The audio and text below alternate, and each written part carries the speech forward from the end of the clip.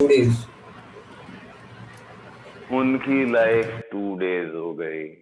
फिर नेक्स्ट वाले जो हैं उनकी 3 डेज हो गए। 12.5 न्यूक्लियस जो दिख रहे हैं, 12.5 न्यूक्लियस जो आपको जो बोर्ड पे लिखे हैं वो बचे हुए हैं। तो जो डिसइंटीग्रेट हुए वो तो 3 दिन जिंदा रह के आया ना। फिर नेक्स्ट टाइम ऐसे 4 दिन, मतलब हर एक न्यूक्लियाई तो अलग अलग टाइम के लिए जिंदा है। Different nuclei stay there in sample for different time, right? Yes, sir. तो क्वेश्चन है एवरेज लाइफ क्या है। जैसे ये 50 हैं, इनकी 1 डे हो गई। ये जो 25 खत्म हुए यहाँ पे, इन ये 2 दिन चले। ये यहाँ पे 12.5 जो है डिसइंटीग्रेट हुए 3 दिन चले। ऐसा करते करते ये 4 दिन चले। तो एवरेज लाइफ क्या है? किसी की 1 दिन है, किसी की 2 दिन है, किसी की 3, 4, 5, 6, ऐसे एवरेज लाइफ। तो कोई topic is average life, right? So let's try to find average life of nuclei.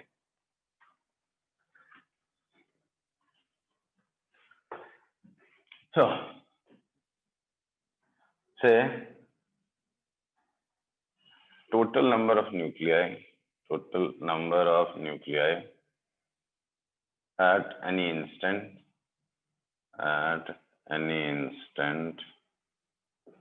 be n0 with rate of disintegration dn by dt। ठीक है? So after dt seconds dn nuclei disintegrate, correct?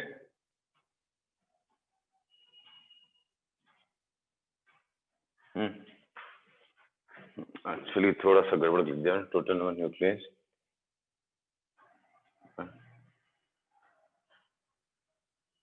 t seconds वाला starting में at t seconds v n। t seconds में n nucleus starting है, n0 की बात नहीं करनी, मैं मिस्टेक। मुझे t सेकेंड्स के बाद में बोल रहा हूँ कितने न्यूक्लियस बचे n। तो वहां पे रेट ऑफ डिसइंटीग्रेशन कितना है, dn by dt। तो after dt seconds dn nuclei disintegrate, right? So total life span of dn nuclei will be कितना हो जाएगा? Lambda t into dn।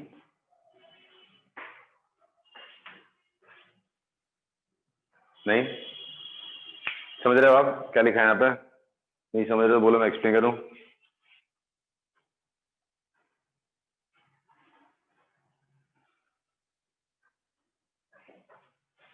Hello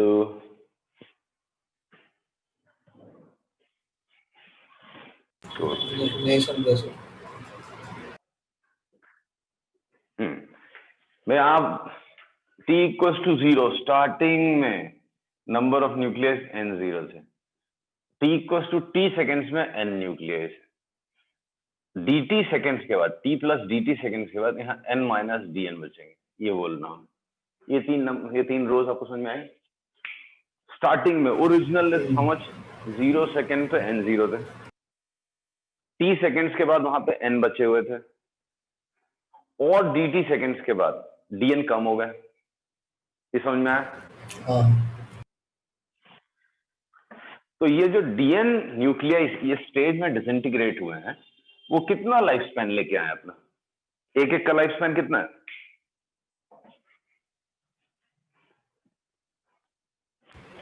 T plus ये dt। जो dn nucleus, sorry T plus dt। t plus dt, right? Let us make it t।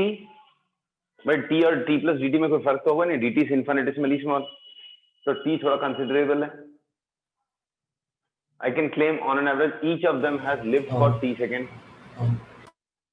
ठीक है? तो एक एक न्यूक्लियस उसमें t सेकेंड तक जिया है, और टोटल ऐसे न्यूक्लियस dn है। तो उन सबकी लाइफ ऐड करेंगे, जैसे 5 न्यूक्लियाई हैं, 7-7 दिन रह के आए, तो सबका टोटल करेंगे तो 35 नहीं हो जाएगा?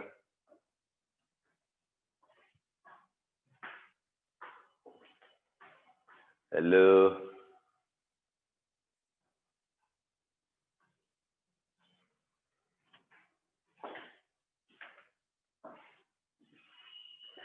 बोलो। सर 37 क्या है?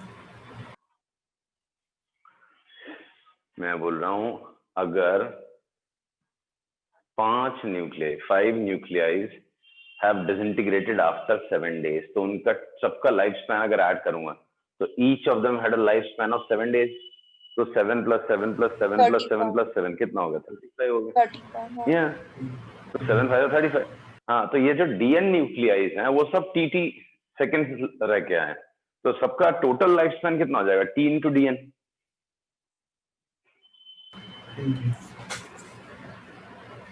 राइट? हाँ। अब एन ओरिजिनली कितना होता है? एन 0, और टी सेकेंड्स के बाद कितना होता है? N 0 e⁻ lambda T. तो dn बाई dt कितना हो जाएगा? N 0 e⁻ lambda T into minus lambda. तो dn का वैल्यू कितना हो गया? -n0 lambda e⁻ lambda T dt, right? Therefore, lifespan of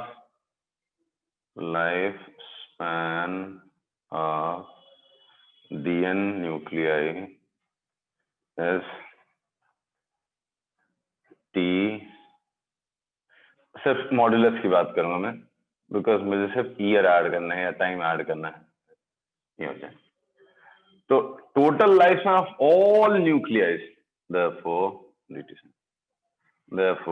total lifespan of all nuclei, सारे न्यूक्लियाइज है तो ऐड कर दो आप, integral n0 t lambda minus lambda T dt 0 से लेके इनफाइनाइट तक। बस में इसको मॉड्यूलस में डाल देना, कभी माइनस साइन आए तो निकल जाए, मुझे सिर्फ लाइफ स्पैन से।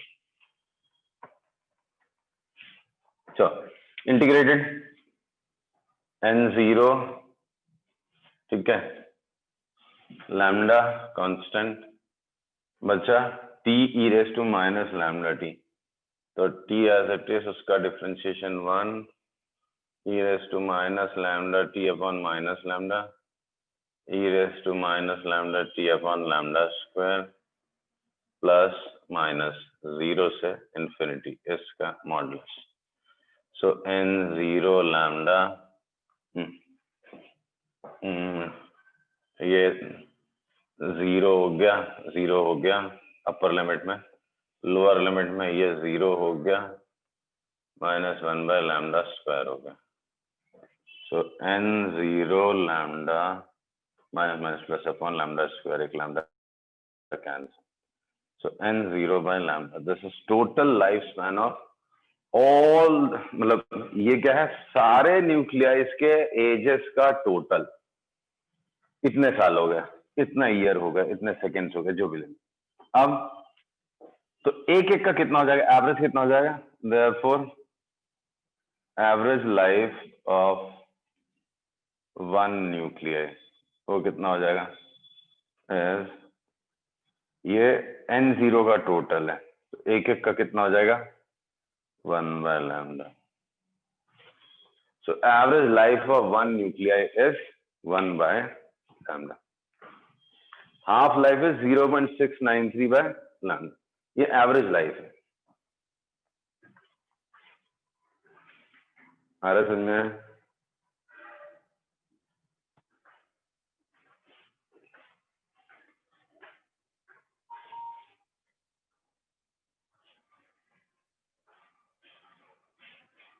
हेलो,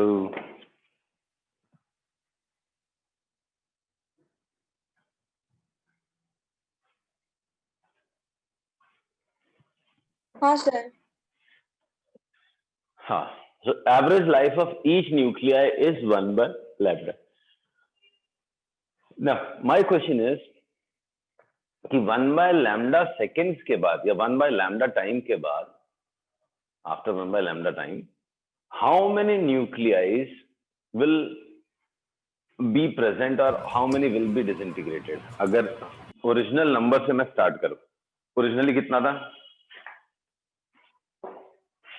ओरिजिनली वाज सर एक डाउट है, n0, right?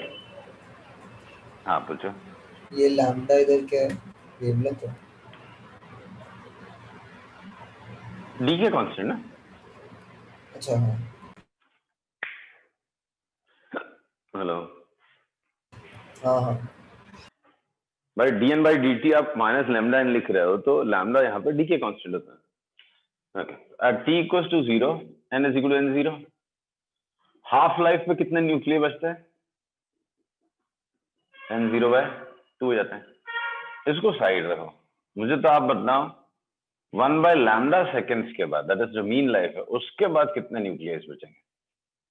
What will be population और what will be number of nucleus present after 1 by lambda second? n-1 समझा क्वेश्चन? सॉरी, n0-1 हाँ n0 मतलब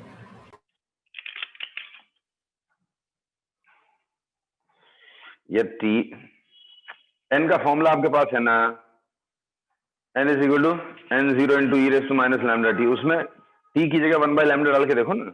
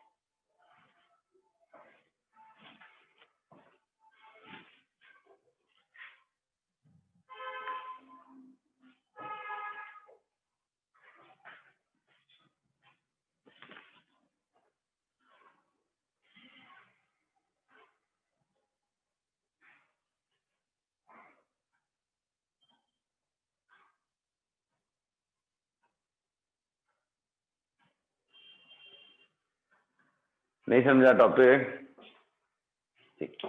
n equals to what? n0 E raise to minus lambda T. मैं बोल रहा हूँ n की जगह, t की जगह 1 बाय लैम्डा डाला तो n0 बाई ई हो गया। 1 बाई ई होता है 1 बाई 2, 0.37 n0।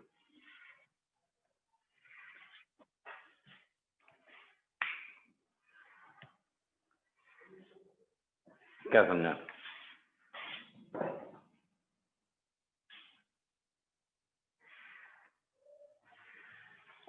नहीं आ रहा समझ में?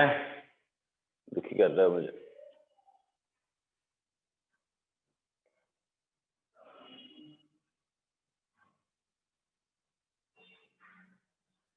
क्या हो गया यार?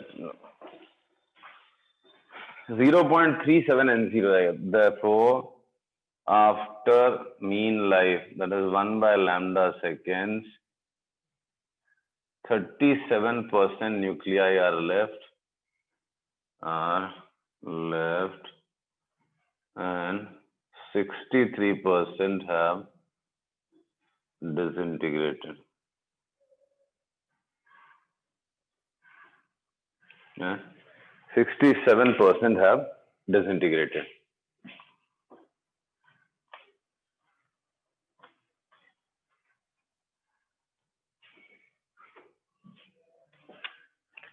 तो 63% न्यूक्लियाइज डिसइंटीग्रेट हो जाते हैं 1 बाय लैम्डा सेकेंड्स के बाद।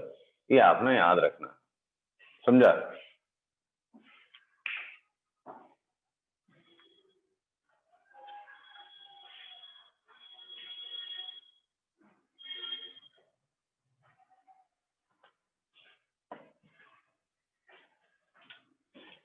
पता नहीं क्या होगा। एक और important point, every time it takes same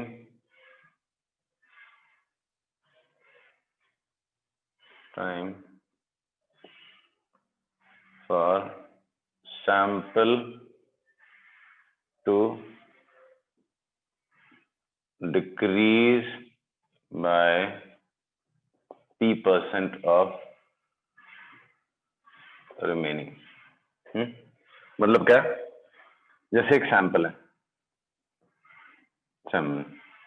इसका 10% डिसइंटीग्रेट हो गया, मतलब कितना बचेगा? 90, राइट? तो अगर ये 100 है तो यहाँ पे कितना बचा? Let us assume 90। इसको लगा समझो 3 दिन, दिस हैपेंस इन 10 days। तो 90 का 10% कम होना यानी 81 बचने के लिए कितना दिन बचेगा? टोटल 6 days, मतलब 3 और दिन, और 3 दिन के बाद 81 हो जाएगा। देन इसका 10% इज 8.1। तो after another 3 days this will reduce to 81 का 10% 8.1 reduce to 72.9, right? Another 3 days again 10% of this will be left, मतलब will be reduced। समझा? हाँ सर। तो ये हो गया आपका क्या? डिसइंटीग्रेशन। ना एक्टिविटी, एक और वर्ड होता है activity.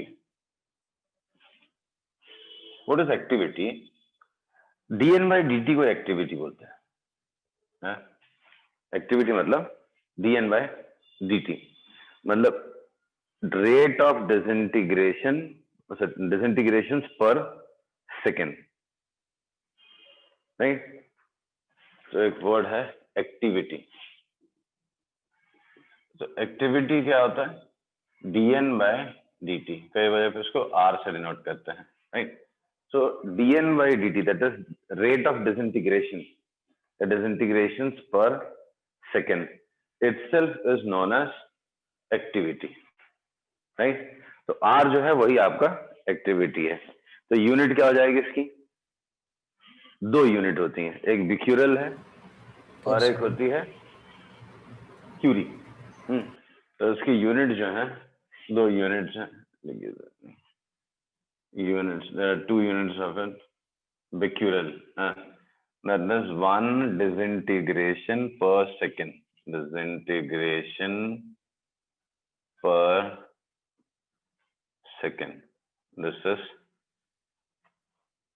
unit of activity. Becquerel. 1 becquerel is 1 disintegration per second. There is another unit, Curie. Curie is a larger unit of disintegration. That is 3.7 into 10 raised to 10 disintegration per second, या becquerel करना। 1 Curie is 3.7 into 10 raised to 10 becquerel, right? आ रहा समझ में? हाँ sir, समझा। तो ये हो गया आपका डिफिनेशन। ना क्वेश्चन है कि एक्टिविटी भी कम ज्यादा, जैसे नंबर ऑफ न्यूक्लियस आपने बोला, number of nucleus n0 e raised to minus lambda t। वैसे ही एक्टिविटी में भी कुछ फर्क आता है क्या? ऑब्वियसली फर्क आता है, वही तो टॉपिक है अपने। तो dn by dt भी चेंज होता है ना, तो एक्टिविटी भी किसी भी चीज की कम होती जाती है, राइट? तो हमको r का अगर एक्सप्रेशन लिखना हो तो n क्या हो गया? n0 e raised to minus lambda t। तो dn by dt क्या बन गया? n0 e raised to minus lambda t into minus lambda, right? That is r, इसी को r बोलते हैं। माइनस साइन हटा दो, डिसइंटीग्रेशन पर सेकंड से मतलब है, तो कितना हो जाएगा? n0 lambda e raised to minus lambda t। ये हो गया आपका r0 e raised to minus lambda t। So r is r0 e raised to minus lambda t। तो किसी भी सब्सटेंस, रेडियोएक्टिव सब्सटेंस की एक्टिविटी टाइम के साथ कम होते जाती है, और कैसे कम होती है? एक्सपोनेंशियली डिक्रीज होती है। सो activity of any substance decreases exponentially. Again if you plot a graph of activity versus time, तो ग्राफ आपको कुछ ऐसा नजर आएगा। r0 हो गया, और वही एक्टिविटी हाफ हो जाएगी, फिर हाफ हो जाएगी, उतने टाइम में, फिर उतने टाइम में हाफ है। सो activity of any substance decreases exponentially, and वही सेम हाफ लाइफ के बाद एक्टिविटी भी हाफ हो जाती है। जब भी सैंपल हाफ हो जाएगा उसी हाफ टाइम में, उतने टाइम में एक्टिविटी भी हाफ हो जाती है, राइट?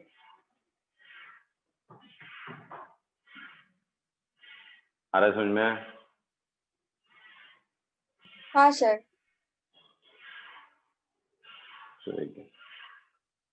चलो आई स्टॉप हियर, कल करते हैं आगे।